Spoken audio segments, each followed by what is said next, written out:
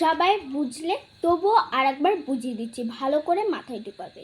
সবার প্রথমে প্রশ্ন কিভাবে জিজ্ঞাসা করবে। কারো যদি ডাউট হয় 1-এর 2, তাহলে কেমন বলবে? 1-এর 2, 1-এর 2, বুঝলে? 1-এর 2। কারো যদি ডাউট হয় 4-এর 1, তাহলে কেমন? 4-এর 1, 4-এর 1। ভালো করে দেখে নাও, ঠিক আছে? 4-এর 1। এবার তোমরা নিশ্চয়ই 5-এর হলে 5-এর 1, 5-এর 2, ঠিক আছে? 5-এর 2, 5-এর 1, এভাবে। এবার উত্তর কিভাবে বলবে? নিশ্চয়ই তো পরীক্ষার হলে মুখে বলা যাবে না, কেমন? নিশ্চয়ই তো উত্তরের সবার প্রথমে ABCD 4টে করে থাকে, ABCD থাকবে। আগে বলে দিই, A মানে হলো 1, B মানে হলো 2, C মানে হলো 3, D মানে হলো 4, বুঝলে? ধরো কেউ জিজ্ঞেস করলো 1-এর 1, তাহলে ওখানে যদি ওই উত্তরটা যদি হয় D, তাহলে কেমন দেখাবে? D, 1-এর D। আর না হলে 1-এর D বললেও অনেকে ভাবে যেটা প্রশ্নের কাছে, শুধু Dটা বললেও হবে, শুধু Dটা বলবে, তার মানে ওরা বুঝে যাবে। মানে কারো যদি কেউ জিজ্ঞেস করবে আর আমি না শুনি যে একে বলেনি, একে বলেনি, আমি জানি না। হ্যাঁ, ভালো প্রশ্ন। উত্তর কোথায় লিখবে বলছি। সবার প্রথমে বলি, ভালো জায়গা হলো হাঁটু। হাঁটুতে লিখবে, হাঁটুতে পুরো পিঁপড়ের থেকেও ছোট লিখবে, যাতে কেউ দূর থেকে দেখে মনে হয় তিল, ঠিক আছে? পুরো ছোট্ট ছোট্ট লিখবে। আর একটা লাইনে 4টে অক্ষরে বেশি লিখবে না, বুঝলে?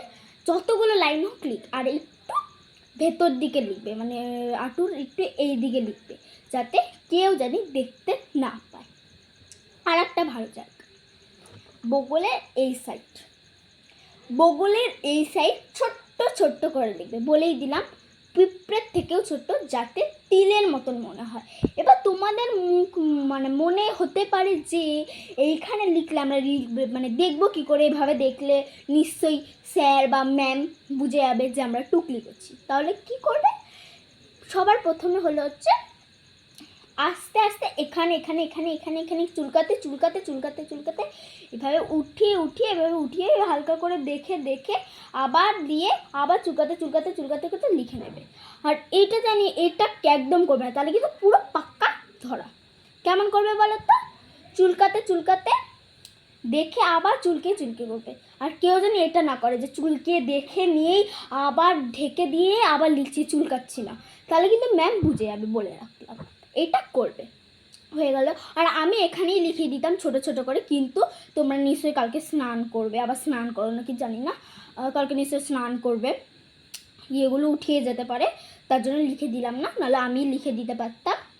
নাহলে কালকে কিন্তু মনে করে লিখবে। আর আমি আরেকটা কথা সবাইকে বলে দিই, আমি না শুনি যে এ ফেল হয়েছে, ও ফেল হয়েছে, এ ধরা পেয়েছে, ও ধরা পড়েছে, আমি জানি না শুনি।